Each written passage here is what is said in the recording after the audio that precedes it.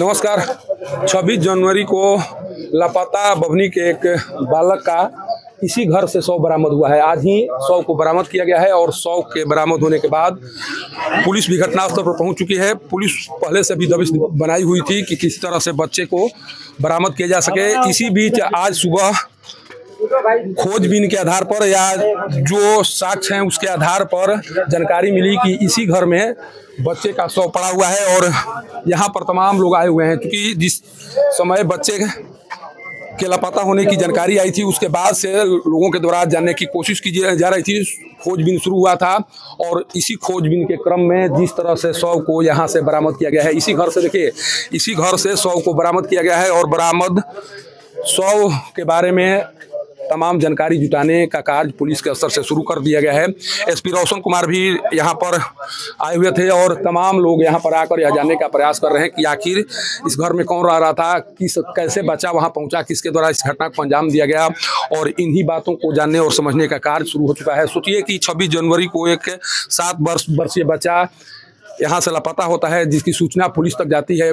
Police के स्तर से भी खोजबीन करने का प्रयास किया जाता है, लेकिन सफलता हाथ नहीं लगती है। इसी क्रम में पहले सुबह जिस तरह से जानकारी सामने आई, उस जानकारी ने सबको हताशप्रद करके रख दिया है। सोचिए कि इस घर से बदबू, जिस तरह से बदबू आ रही है, जिस तरह से बदबू के आधार पर शव को कहीं न कहीं खोज निकाला गया। बदबू से ऐसा लग रहा है कि बच्चे की हत्या या तो जिस दिन अपहरण किया गया होगा या जिस दिन बच्चे को इस घर में लाया गया होगा उसी दौरान हत्या कर दी गई होगी। कारण कि जिस तरह से बदबू आ रही है, और बदबू अगर रात में इस घटना को अंजाम दिया गया होता तो शायद इस तरह से बदबू नहीं आती। लेकिन जो जिस तरह का नज़ारा है यहाँ पर, जिस तरह से बदबू आ रही है, उसको देखने से ऐसा लग रहा है कि इस घटना को अंजाम या तो उस दिन दे दिया गया होगा या उसके अगले दिन दिया गया होगा। कुछ इस तरह की तस्वीर यहाँ पर दिखाई पड़ रही है और ये नज़ारा है आपको बभनी गांव से मैं सीधे तौर पर दिखा रहा हूँ। जिस तरह से इस घटना को सुनने के बाद लोग यहाँ पर पहुँचे हुए हैं, जिस तरह से इस घटना के बारे में जानकारी लेने की उत्सुकता लोगों में बनी हुई है, जिस तरह से यह जानने का प्रयास किया जा रहा है कि आखिर किसके द्वारा एक मासूम की हत्या कर दी गई होगी, आखिर उसे क्या जाती होगी, क्या किस तरह की दुश्मनी होगी, किस तरह से। देखिए, अभी एसपी रोशन कुमार जी भी सीधे तौर पर पहुँच चुके हैं। लगातार उनके द्वारा इस घटना के उद्भेदन को लेकर कार्य किया जा रहा था और इसी कार्य के दौरान ये जानकारी सामने आती है कि जो बच्चा लापता है उसका शव यहाँ पर देखिए एसपी रोशन कुमार जी अंदर जाते हुए दिखाई पड़ रहे हैं। इनके द्वारा लगातार इस मामले के उद्भेदन को लेकर कार्य किए जा रहे थे और इसी क्रम में ये घटना इस शव के मिलने की जानकारी शव के मिलने की जानकारी होती है। उसके बाद से यहाँ पर कुछ लोग हैं, जानने की कोशिश करेंगे। सर, कहाँ के रहने वाले हैं? हम तो पहाड़ी के रहने वाले हैं। आप कहाँ के? सोनाडी। अभी सुन कर आए हैं घटना के बारे में? सुन कर आए हैं लोग। हाँ, सुन कर आए हैं। देखिए, कुछ लोग आए हुए हैं। कहाँ आए हैं, कहाँ के रहने वाले हैं? तकिया से आए हुए हैं। हमारे मित्र मुरारी बाबू के भाई मेरे सुखाड़ी जी जो है सेठ जी के लड़की के यहाँ शादी हुआ है और वह जो है कि उनकी नाती है सुखाड़ी बाबू के।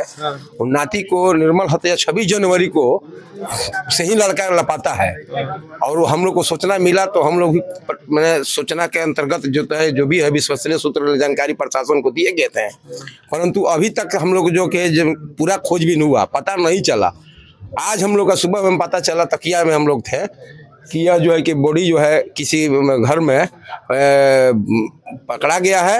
आप लोग जल्द से जल्द तकिया से आप लोग यहाँ ये बभनी हमारे जितने भी मित्र हैं सब लोग हम लोग आए हैं और प्रशासन भी मुस्तैदी से अपन उपस्थित है और सारे विधि व्यवस्था चल रहा है। प्रशासनिक जांच शुरू हो गया है, आगे की क्या हो रहा है प्रशासन के ऊपर है। क्या लगता है किन कारणों से बच्चे की हत्या की गई होगी? क्योंकि मासूम 7 साल के मासूम की अगर हत्या हो जाती है तो इसके पीछे का कारण क्या माना जाए? बच्चे की हत्या, बच्चा तो एक भगवान का रूप होता है, इसमें किसी तरह की आपसी रंजिश हो, मगर इस तरह का जो जिसका सोच है उस तरह से उसको तो फांसी देने की सजा होनी चाहिए। मैं कहता हूं कि निर्मल हत्या बच्चा का जो है भगवान का रूप को जो हत्या किया है, वैसे लोगों को अगर दोषी लोग नियम के तहत जो प्रक्रिया है उसको पूरा किया जाएगा। लेकिन इस घटना को आप लोग कैसे देख रहे हैं? अगर कोई बच्चे को टारगेट बनाता है, अगर मान लीजिए किसी के पिता से किसी की दुश्मनी है, वो बच्चे को टारगेट बना रहा है, बच्चे पर इस तरह का वार कर रहा है, तो इसे क्या माना जाए? कायरता नहीं है तो क्या है? दोषियों को सख्त से सख्त कार्रवाई की जाए और उसको कानूनी जो है कि कार्रवाई करते हुए उसको फांसी देने की कार्रवाई की जाए ताकि समाज में इस तरह का कहीं दूसरा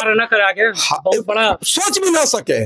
इस तरह का देखिए, जो भी इस घटना को जिसके द्वारा अंजाम दिया गया होगा वो शायद कायर ही हो सकता है, कारण कि 7 साल का मासूम किसी का कुछ बिगाड़ा नहीं होगा। इसके बाद में भी अगर किसी की हत्या हो जाती है, आप कवरेज करिए, ध्यान मत दीजिए, काहे ले रहे हैं, मतलब अभी यहाँ क्या जांच चल रहा है। देखिए, बताया जा रहा है जांच की प्रक्रिया जारी है।